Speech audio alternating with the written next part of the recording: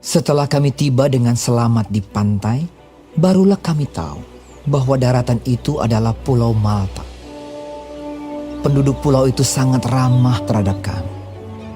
Mereka menyalakan api besar dan mengajak kami semua ke situ karena telah mulai hujan dan hawanya dingin. Ketika Paulus memungut seberkas ranting-ranting dan meletakkannya di atas api, keluarlah seekor ular beludak karena panasnya api itu, lalu menggigit tangannya. Ketika orang-orang itu melihat ular itu terpaut pada tangan Paulus, mereka berkata seorang kepada yang lain, "Orang ini sudah pasti seorang pembunuh. Sebab meskipun ia telah luput dari laut, ia tidak dibiarkan hidup oleh Dewi Keadilan." Tetapi Paulus mengibaskan ular itu ke dalam api, dan ia sama sekali tidak menderita sesuatu. Namun mereka menyangka bahwa ia akan bengkak atau akan mati rebah seketika itu juga. Tetapi sesudah lama menanti-nanti, mereka melihat bahwa tidak ada apa-apa yang terjadi padanya. Maka sebaliknya, mereka berpendapat bahwa ia seorang dewa. Tidak jauh dari tempat itu ada tanah milik gubernur pulau itu. Gubernur itu namanya Publius. Ia menyambut kami dan menjamu kami dengan ramahnya selama 3 hari. Ketika itu, ayah Publius terbaring karena sakit demam dan disentri. Paulus masuk ke kamarnya. Ia berdoa serta menumpangkan tangan ke atasnya dan menyembuhkan dia. Sesudah peristiwa itu, datanglah juga orang-orang sakit lain dari pulau itu dan mereka pun disembuhkan juga.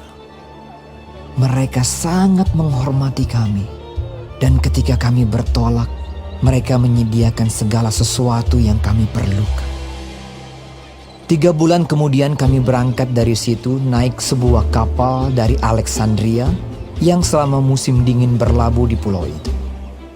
Kapal itu memakai lambang Dioskuri. Kami singgah di Sirakusa dan tinggal di situ 3 hari lamanya. Dari situ kami menyusur pantai, lalu sampai ke Rhegium. Sehari kemudian bertiuplah angin selatan, dan pada hari kedua sampailah kami di Puteoli. Di situ kami berjumpa dengan anggota-anggota jemaat, dan atas undangan mereka, kami tinggal 7 hari bersama-sama mereka. Sesudah itu kami berangkat ke Roma. Saudara-saudara yang di sana telah mendengar tentang hal ihwal kami, dan mereka datang menjumpai kami sampai ke Forum Appius dan Tres Taberne. Ketika Paulus melihat mereka, ia mengucap syukur kepada Allah, lalu kuatlah hatinya. Setelah kami tiba di Roma, Paulus diperbolehkan tinggal dalam rumah sendiri bersama-sama seorang prajurit yang mengawalnya.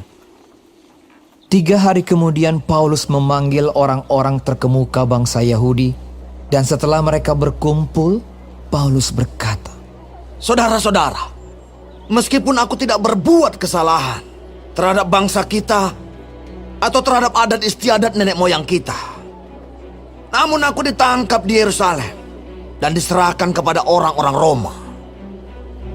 Setelah aku diperiksa, mereka bermaksud melepaskan aku karena tidak terdapat suatu kesalahan pun padaku yang setimpal dengan hukuman mati.